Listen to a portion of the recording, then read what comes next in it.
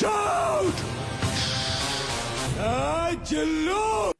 ওরে ভাই রে ভাই, এটা কি ছিল? শাকিব খানকে খেয়ে দিলেন সিয়াম আহমেদ। যেখানে প্রিন্স ছবির টিজারকে মানুষ নিয়ে হাসাহাসি করছে, সেখানে এই রাক্ষস সিনেমার টিজার নিয়ে পুরো নেট দুনিয়া হইচই ফেলে দিয়েছে। কারণ যেখানে কালার গেটিং এমনকি মায়ের অ্যাকশন, সেই বরবাদের সিন রেখেছে মেহেদী হাসান হৃদয়।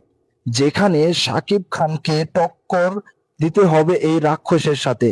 আসলে কি পারবে শাকিব খান এই রাক্ষসের সাথে টক্কর দিতে? আপনারা কি মনে করেন? অবশ্যই কমেন্ট বক্সে কমেন্ট করে জানাবেন, আর ভিডিওটি বেশি বেশি শেয়ার করবেন। যেখানে শাকিব খানের এই সিনেমার অফার এসেছিল, সেই সিনেমা শাকিব খান ক্যান্সেল করে তিনি বর প্রিন্স মুভিতে হাত দিয়েছিল। কিন্তু এই কাজটি কি শাকিব খান আসলে সঠিক করেছে নাকি কি করেছে আমি কিচ্ছু বুঝতে পারছি না ভাই রে ভাই।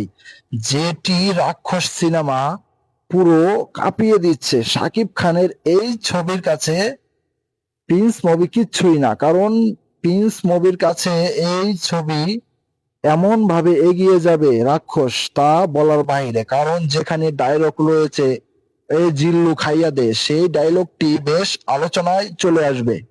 যেখানে মেহেদী হাসান হৃদয় শাকিব খানকে অফার করেছিল ওই ছবিটি, সেটি শাকিব খান না করে দিয়েছে প্রিন্সে হাত। প্রিন্সে যেই নিয়ে আলোচনা চলছে, সেই আলোচনার বাহিরে ছিল এই রাক্ষস।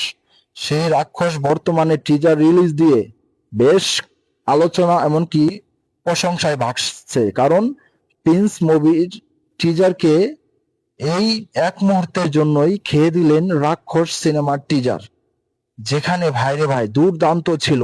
এবার কি শাকিব খান আসলেই পারবে ঘুরে দাঁড়াতে, নাকি শাকিব খানের এই সিনেমা ফ্লপ হবে? আপনারা কি মনে করেন? অবশ্যই কমেন্ট বক্সে কমেন্ট করে জানাবেন।